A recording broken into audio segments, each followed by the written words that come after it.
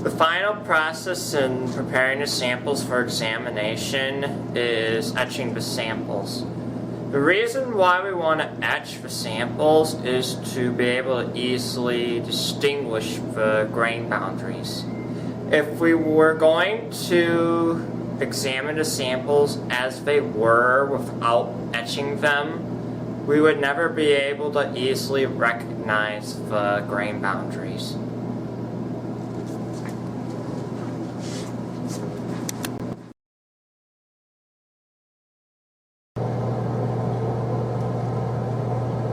What you can see here is what we're going to be using to etch the samples. This is 2% nitrile, which is most commonly used for etching steel samples. And this is saturated aqueous picric acid with a wetting agent. We're going to be using these tongs to grasp the samples while we're etching the samples, just so that way we can keep it away from our body as possible, and so that way we can keep it as close to the strain as possible. Once the samples have been etched thoroughly, we're going to rinse them off with distilled water, and after we wait for a little bit, we're going to use this hair dryer to dry off the samples.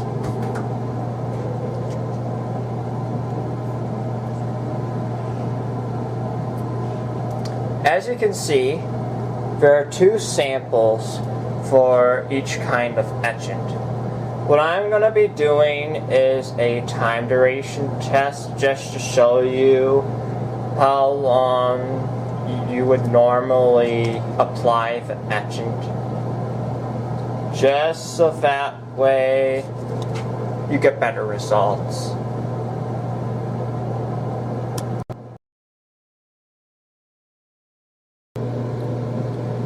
Before we handle any of these chemicals, we're going to want to put latex gloves on our hands, just so that way our hands don't get contaminated.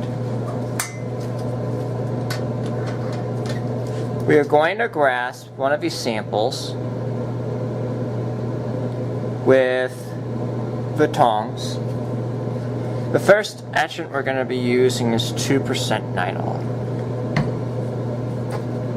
We're going to go ahead, close this fume hood, just so that way the vapors don't evaporate into the outer atmosphere. And we're just going to put a generous amount onto the sample. And we're going to count for so many seconds. This one, I'm going to count for 20 seconds.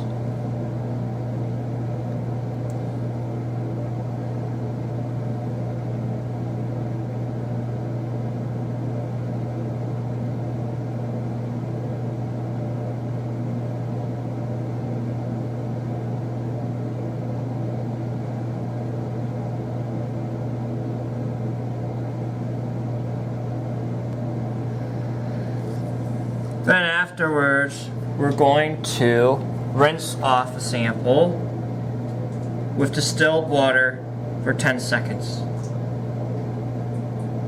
This helps keep the sample from having acid corrosion.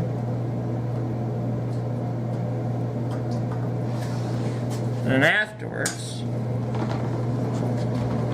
we are going to use the hair dryer to blow and dry the samples.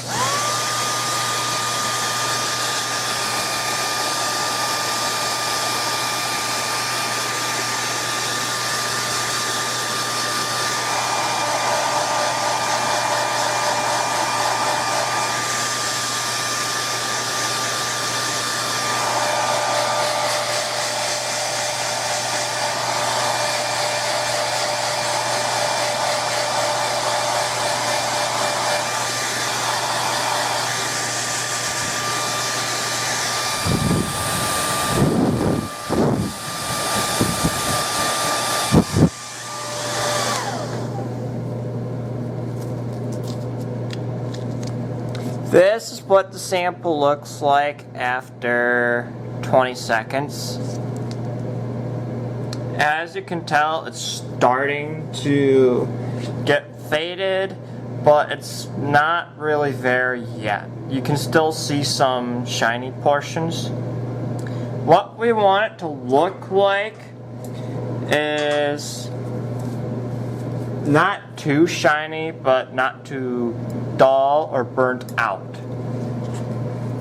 Therefore, the second sample, we're going to apply etchant and then wait until it starts to change in luminosity composition. So what I'm going to do is try and zoom in on the sample while I'm doing this. We're still going to be applying the etchant like we did earlier, but this time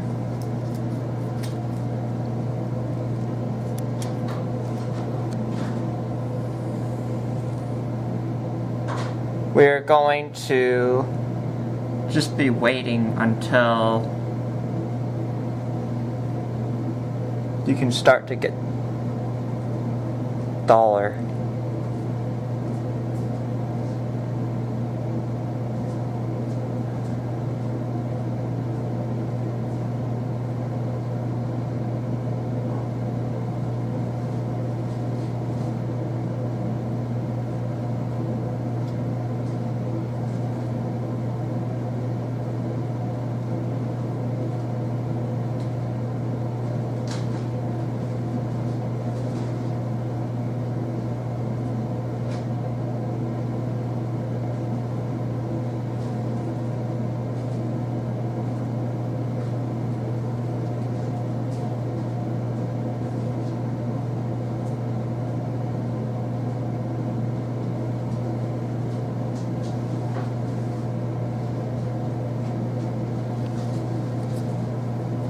Once you think you got it done, you can go ahead and rinse this off for 10 seconds.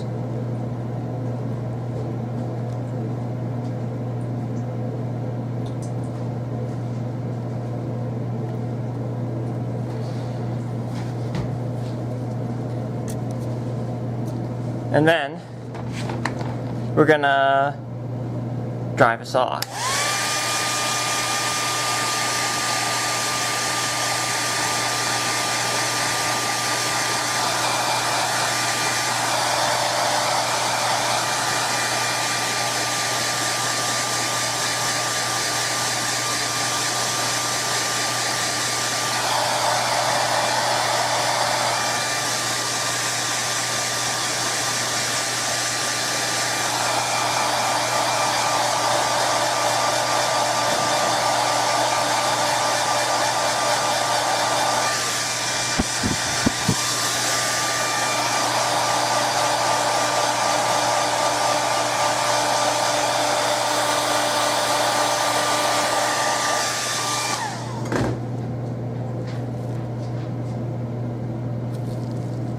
This is what the sample looks like now. I'm just going to set the two samples that we did to the side for now. This is the end of the nidal portion. We are going to be starting the citric acid portion. The only thing that's going to change is the time duration, because instead of taking about 10 or 20 seconds, this is going to take about 2 or 4 minutes. We're going to apply the citric acid like we did with the nitol. But this time, we're just going to set it down.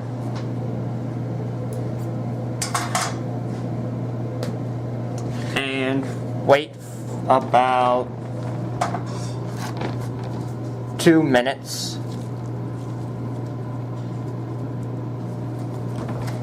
You sometimes have to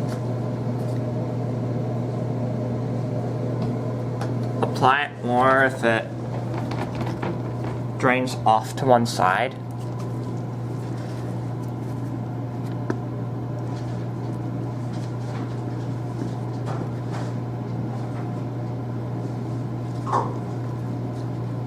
This is what the sample looks like after we've applied etching.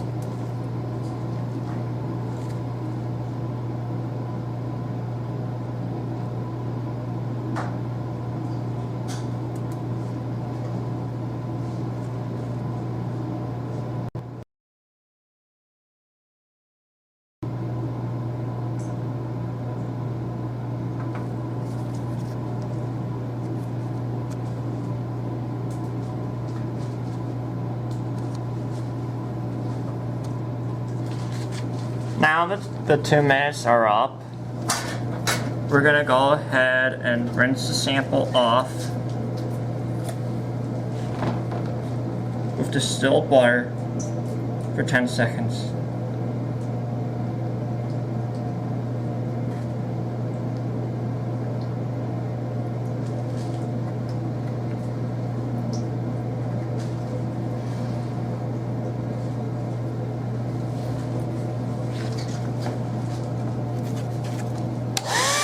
And then we're gonna dry them off.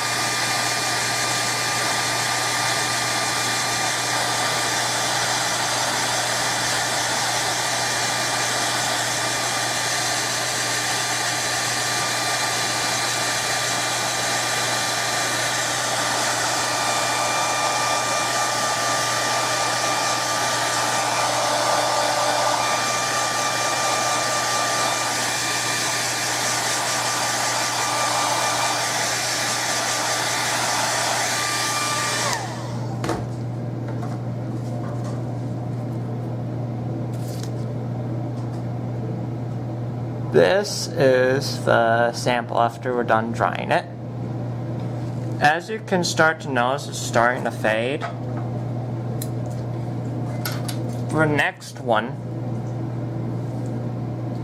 we're going to try and do a longer time duration just to make sure if there's any improvements, we can compare this one to this sample.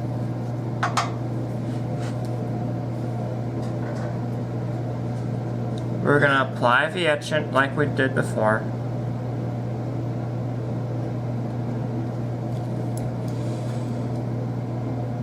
This time, we're just going to do it until we start to see some noticeable changes.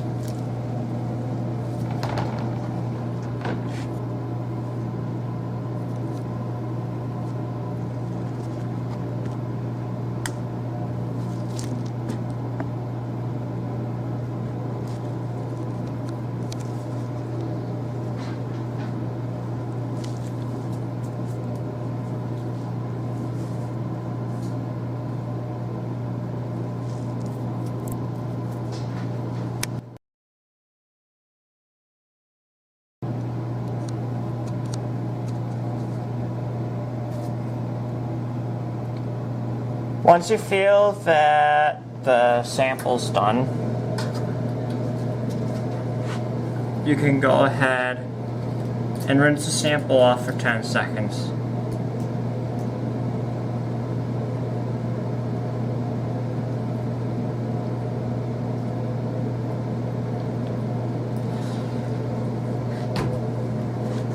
And then dry it off.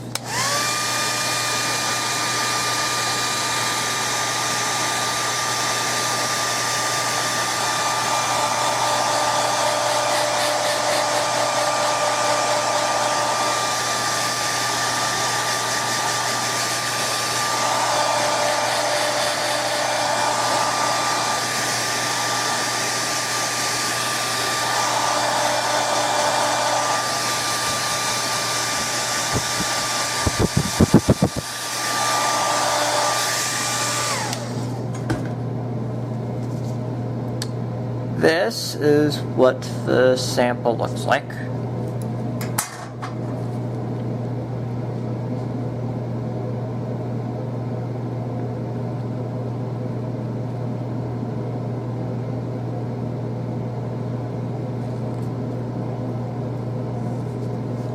At first glance, the samples seem to be similar, but we can usually tell if there's any differences under a microscope. So, I'm just going to take you over to the microscope to examine these.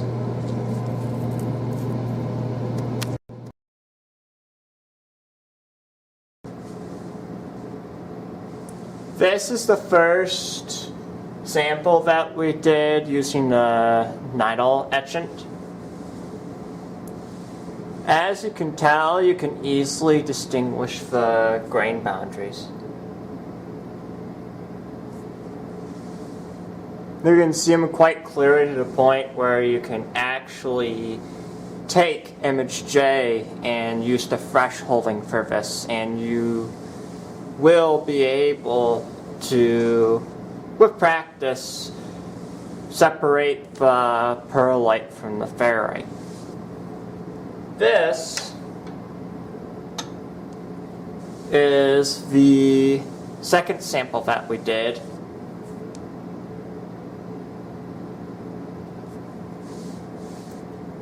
Under the same magnification, and it's roughly of the same quality.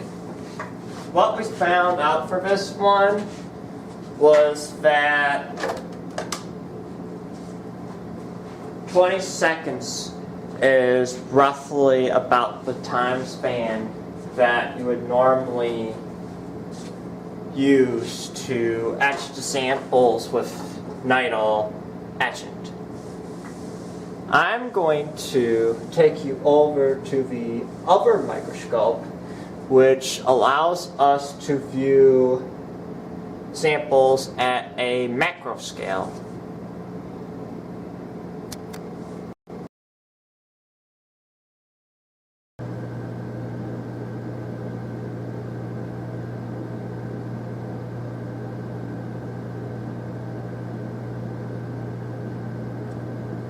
The reason why we're using a different microscope for the picric acid samples is because you can generally tell the difference between samples with duration time at a larger scale more clearly than you can at a microscopic scale.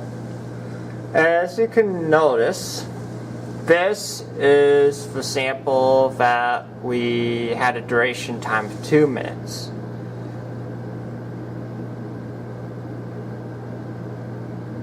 There does not seem to be much of an etching difference. You can kind of notice where it's starting to take effect, but it's not really visible. We're going to go ahead and go to the next sample.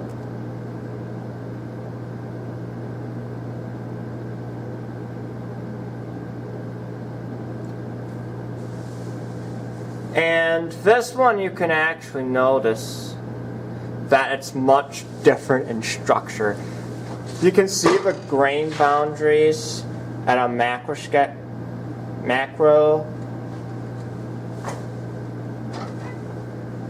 magnification much clearer than you could with the other sample. This proves the fact that usually about 4 to 5 minutes time duration is good for picric acid application.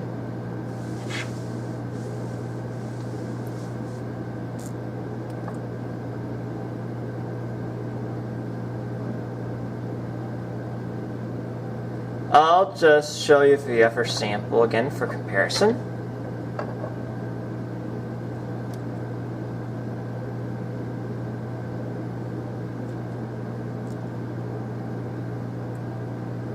Here's the sample.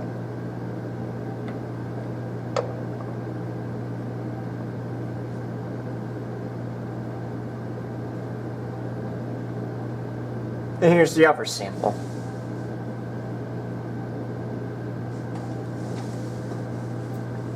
As you can notice between the samples, there's more grain boundaries that are visible in this sample than there is in the other one. This concludes the tutorial on etching samples.